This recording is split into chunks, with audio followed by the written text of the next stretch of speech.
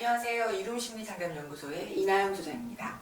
오늘은 고부간의 갈등으로 저를 찾아온 한 부부에 대한 이야기입니다. 이 부부는 7살짜리 남자아이를 둔 10년차 정도 살은 부부예요. 근데 아내분께서 난 더 이상 이 부부 관계를 유지할 수가 없고 10년간 매일 다퉈왔지만 더 이상 우리가 좋아질 것 같지 않다. 그래서 싸우다가 마지막이라고 생각하고 한번 여기를 온 것이다 라고 저를 찾아오셨더라고요. 그래서 어떤 게 이렇게 힘드셨나 좀 들어봤어요. 그랬더니 아내분께서는 이렇게 얘기하시는 거예요. 시어머니께서 자신의 손자와 자신의 아들만 너무 위하시고 나의 감정에 대해서는 전혀 고려해주지 않으시는 것 같다. 그런 어머님의 자신의 자식에 대한 사랑이 점점 통째로 저에게 다가오기 시작하는 거예요.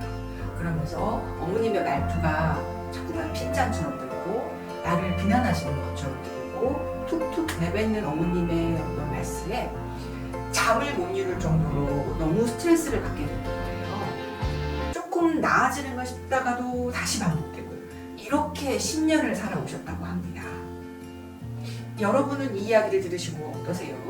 그 남편분만 보면 남편분은 너무나 좋은 아들이고 성실한 직장인입니다.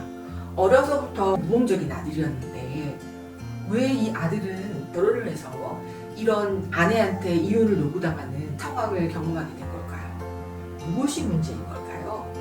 저는 사실 상담을 하면서 이런 남편분이나 아내분을 종종 만납니다.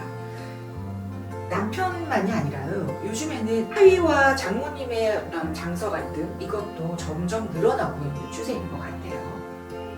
이런 분들과 상담을 하다 보면 이분들이 어린 시절을 제가 얘기를 들어요. 그러면서 묻게 되죠. 혹시 성장하면서 엄마한테 서운함이나 화가 난 적이 있나요? 원망스럽거나 야속한 적이 있나요? 이렇게 물어요. 그러면 이런 분들은 대부분 이렇게 얘기하세요. 저는 엄마한테 화가 난 적도 별로 없고 엄마는 나한테 너무나 고맙고 따뜻한 존재입니다. 이렇게 말씀하세요.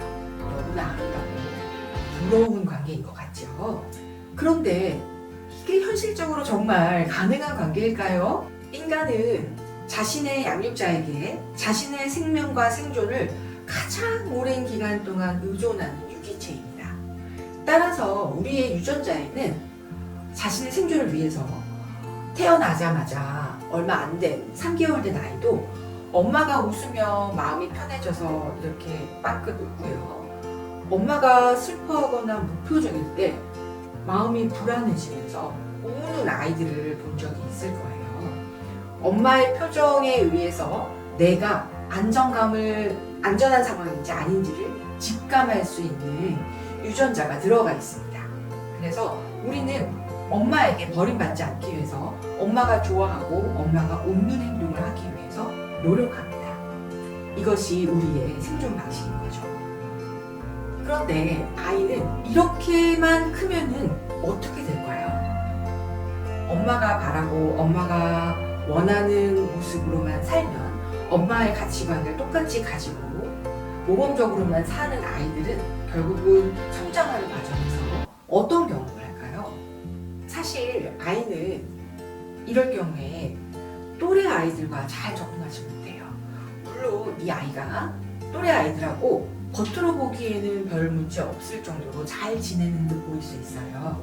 하지만 속으로는 어떤 마음의 문을 열지 않고 피상적인 관계를 유지할 가능성이 높아집니다. 예를 들면 욕을 한다든지 약간 탈선을 한다든지 친구와 갈등을 가지면서 싸운다든지 이런 모습들은 이 아이의 머릿속에서는 나쁜 것이라고 머릿속에 고정되어 있거든요. 그러다 보니까 아이가 자신의 친구들과는 마음의 거리가 있으면서 엄마하고만 너무나 밀착되어 있는 관계를 갖게 되는 겁니다. 이렇게 성장한 아이가 결국은 아내와 결혼을 하지만 아내와도 친구들과 같이 마음의 거리가 가까워지기보다는 가족의 형태를 가지고 있지만 마음 밑에 자리 잡은 자신의 가족은 여전히 부모님과의 원가족으로 자리를 잡는 거죠. 이러니 아내는 어떻겠어요? 처음에는 잘 못 느끼지만 점차 살면서 남편이 자기와의 관계보다는 자신의 엄마와 어떤 우선순위가 더 높고 더 중요하게 생각한다는 것을 본능적으로 느끼실 수 있을 거예요. 그러면서 아내는 외롭고 소외감을 느끼고 그러는 과정에서 남편과 그 시어머니가 너무 야속해지면서 점점 갈등이 커지는 겁니다. 남편 입장에서는 아내가 너무 이해가 안 될 거예요.